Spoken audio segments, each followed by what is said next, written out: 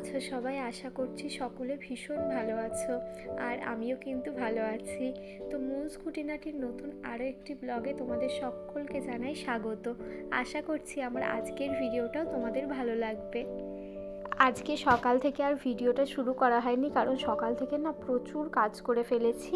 এই ঘরটা দেখছো, এই ঘরটা সকালে ঝেড়েছিলাম, আর এই ঝাড়াঝুড়ি করতে না এমনিতেই অনেক সময় লেগে যায়। তারপরে আবার তার সাথে ভিডিও করতে গেলে আরও দেরি হয়ে যায়। ধরো কোনো একটা কাজ ধরো 2 ঘন্টাই হলো, ভিডিও করতে গেলে প্রায় 2.5 ঘন্টা লেগে যায়।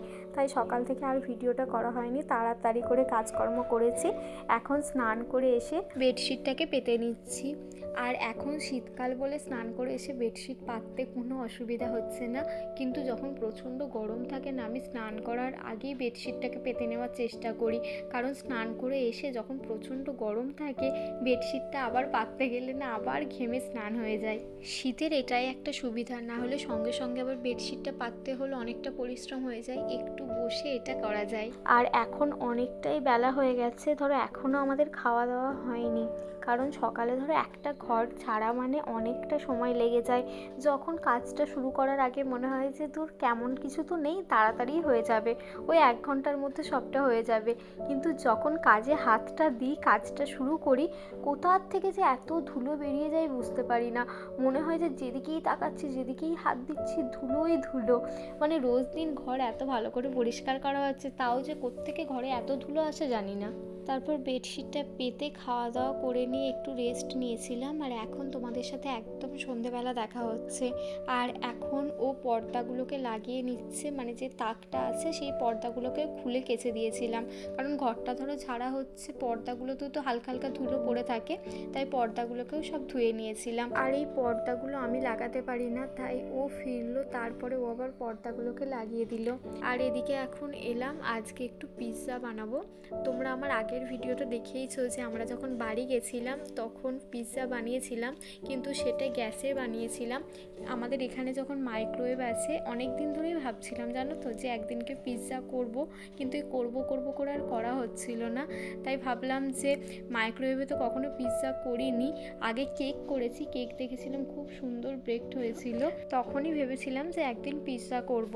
আর আমার আগের ভিডিওগুলোতেও তো দেখেছো যে আস্তে আস্তে করে পিৎজার যা জিনিসপত্র লাগে সেগুলোকে কিনে রেখেছি, কিন্তু ভেবেছিলাম যে কোনো একটা ছুটির দিনে পিৎজাটা বানাবো। কিন্তু আজকে দেখলাম যে ও যখন তাড়াতাড়ি ফিরে পড়লো, তাই আর লোভ সামলাতে পারলাম না, ভাবলাম যে ধুর আর কেন দেরি করবো, আজকেই পিৎজাটা করে ফেলি। এমনিতেও সারা সপ্তাহ ধরো সেইভাবে বেরোনো হয় না, কারণ ওর ছুটি থাকে না, আর ছুটির দিনটা না একটু চেষ্টা করি সন্ধ্যের দিকে বাইরে বেরোনোর। আর এখন ধরো হালকা শীত পড়ে গেছে, ও ধরো বাইরে থেকে ফিরলো, এমনিও ফিরে আর বাইরে বেরোনোর এনার্জি থাকে না, তার উপর এখন না বেশি সন্ধে করে বাইরে বেরোলে একটু ঠান্ডা লেগে যাচ্ছে। তাই আগে থেকে পিৎজা করার কোনো প্ল্যান না থাকলেও ভাবলাম যে আজকেই পিৎজাটা করে নিই। আর ও দেখো আমাকে ডোটা মেখে দিল, কারণ আগে থেকে বলছি না কোনো প্ল্যান ছিল না, না হলে ও বেলাতেই ডোটা মেখে রাখতাম, কিন্তু এখনই মেখে রাখলাম। এরপরে ধরো 1 ঘন্টা বা 1 ঘন্টা 15 মিনিট রাখলেই ডোটা একদম ঠিকঠাক সেট হয়ে যাবে। আর ডোটা মাখার জন্য এখানে 2 বাটি ময়দা দিয়েছে, আর 2টো মাঝারি সাইজের পিৎজা করার জন্য কিন্তু 2 বাটি ময়দাই যথেষ্ট। আর ছোট চামচে 2 চামচ দিয়েছিল ইস্ট, 1 চামচ চিনি, পরিমাণ মতো নুন, আর অল্প সাদা তেল। আর যে জলটা দিয়ে মেখেছিল সেটা না ঈষৎ উষ্ণ গরম জল ছিল, মানে হাতটা ডোবানো যাবে সেরকম গরম জল ছিল।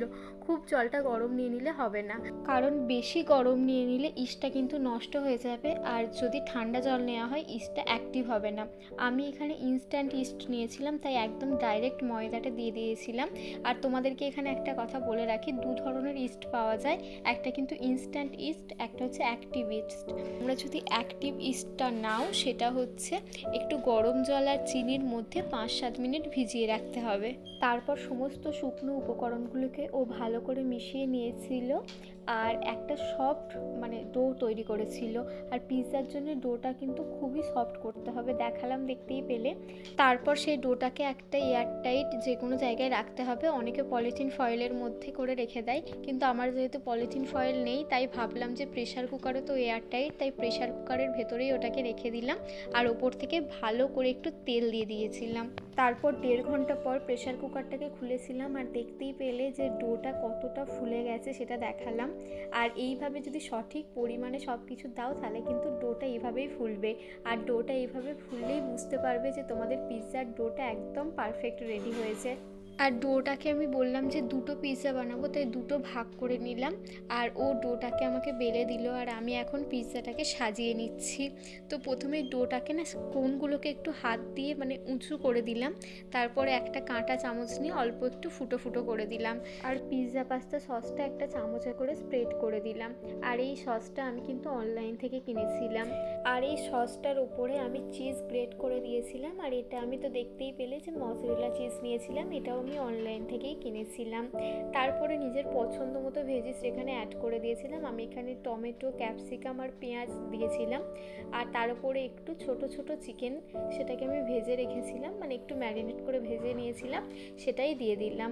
একদম ওপরে আবার সেই চিজটাকে গ্রেট করে দিয়ে দিলাম, কারণ নিচে আর ওপরের লেয়ারে চিজটা যদি দেওয়া হয় চিজটা খুব ভালো করে কিন্তু ছড়িয়ে যায়। একদম ওপরে চিলি ফ্লেক্স আর অরিগ্যানো ওপর থেকে স্প্রিঙ্কেল করে দিয়েছিলাম। তারপর সমস্তটা রেডি করে মাইক্রোওয়েভে আমি 15 মিনিটের জন্য বেক করতে দিয়েছিলাম। আর এখানে একটা কথা বলি জানো তো, যারা মাইক্রোওয়েভে ধরো প্রথম পিৎজাটা বানাচ্ছ, আমিও অনেক ভিডিও দেখেছি তারপরেই বানাচ্ছি, কারণ কোনো নতুন জিনিসই ধরো কেউ তো শিখে যায় না, দেখে শুনেই শিখতে হয়। আমিও না অনেক ভিডিও দেখেছি আর অনেককে ভিডিওটা দেখছি বলছে, কেউ বলছে আধ ঘন্টা দিচ্ছে টাইম, কেউ দিচ্ছে 25 মিনিট। সেখানে আমি দেখছিলাম যে কারোর কিন্তু পিৎজার ডোটা অনেকটা শক্ত হয়ে যাচ্ছিলো, কারোর একটু পুড়ে যাচ্ছিলো, তাই আমি নিজে থেকে ভাবলাম যে 15 মিনিট টাইমটা দিই, যদি না হয় তখন আবার 10 মিনিট না হয় বেক করতে চাপিয়ে দেব। কিন্তু যখন বার করলাম দেখলাম যে পিৎজাটা কিন্তু 15 মিনিটেই একদম পারফেক্ট তৈরি হয়েছে। আর তোমাদের কাছ থেকে দেখালাম, দেখতে পেলে যে পিৎজাটা কত সুন্দর ফুলেছে আর একটুও কিন্তু পুড়ে যায়নি। আর কোনো জায়গায় কিন্তু পিৎজার ডোটা কাঁচাও ছিল না। প্রথমে আমি 180 ডিগ্রিতে 10 মিনিট প্রিহিট করে নিয়েছিলাম, তারপরে 180 ডিগ্রিতেই 15 মিনিট পিৎজাটাকে বেক করতে দিয়েছিলাম। তাই বলছি, যারা ধরো প্রথম মাইক্রোওয়েভে পিৎজা করবে, আগে কখনো করনি আমার মতোই আর কি, তারা কিন্তু প্রথমে মানে অনেকক্ষণ টাইম দিয়ে দেবে না, প্রথমে 15 মিনিট দেবে। আমি এইভাবে করে দেখলাম, 15 মিনিট দিয়ে দেখলাম কিন্তু আমার পারফেক্ট পিৎজা হয়ে গেছে। আর প্রথমে যদি অনেকক্ষণ দিয়ে দাও, আমিও যেমন ধরো দেখেছিলাম অন্যান্য ভিডিওতে যে তারা আধ ঘন্টা দিচ্ছে বা 25 মিনিট দিচ্ছে কেউ কেউ, কিন্তু দেখলাম যে আমি 15 মিনিটেই আমার কিন্তু পিৎজাটা একদম ঠিকঠাক হয়ে গেল। তাই তোমরা প্রথমে না 15 মিনিট দিয়ে দেখো, তারপরে ধরো যদি মনে হয় যে হয়নি তখন আবার না হয় 5 মিনিট যেরকম বুঝবে সেরকম আবার চাপিও, কিন্তু একবারেই অনেকক্ষণ সময় দিয়ে দেবে না। খাওয়া দাওয়া করে একটু বসে তারপরে এখন এবার জামা কাপড়গুলোকে ফোল্ড করতে চলে এসেছি। ওবেলা জামা কাপড়গুলো কেচেছিলাম, কিছু ভাঁজ করা হয়ে গেছে আর কিছু এখনও বাকি আছে, যেগুলো বাকি আছে সেগুলোই এখন করে নিচ্ছি। আমার আজকের ভিডিওটা তোমাদের কেমন লাগলো আমাকে কিন্তু অবশ্যই কমেন্ট বক্সে কমেন্ট করে জানাবে, আর ভালো লাগলে একটা লাইক করে দিও। আর আজকে যারা প্রথম আমার চ্যানেলে আমার ভিডিওটা দেখছো, আমার চ্যানেলের নতুন বন্ধু, এখনও আমার চ্যানেলটাকে সাবস্ক্রাইব করোনি, ভিডিওটা যদি ভালো লাগে আমার চ্যানেলটাকে কিন্তু সাবস্ক্রাইব করে আমার পাশে থাকতে পারো, আর আমার চ্যানেলের নতুন নতুন ভিডিওগুলো দেখতে থেকো। আর আবারও বলছি, ভিডিওটা ভালো লাগলে আমাকে কিন্তু একটা কমেন্ট করো, কারণ তোমরা কমেন্ট করলে আমার ভীষণ ভালো লাগে তোমাদের কমেন্টগুলো পড়তে, আর আমি না ভিডিও করার এনার্জিটা আরও পেয়ে যাই। এই জামা কাপড় ধরো কাচা, তারপর সেগুলোকে শোকানোতে একটা সময় লাগেই, কিন্তু আমার না সব থেকে বিরক্তকর লাগে এই জামা কাপড় আবার ফোল্ড করতে। কিন্তু আমি না ফোল্ড না করে কোনো জামা কাপড় আবার জায়গায় রেখে দিই না, কারণ ধরো ফোল্ড না করে একবার রাখলেই না সেগুলো ধীরে ধীরে ধীরে ধীরে বাড়তেই থাকবে। তাই যতই মানে মনে হয় যে বিরক্ত লাগুক, আমি জামা কাপড় ফোল্ড করে তারপরেই সব জায়গায় জায়গায় রেখে দিই। আজকের ভিডিওটা এখানেই শেষ করছি, দেখা হবে খুব শিগগিরই আবার পরবর্তী ভিডিওতে।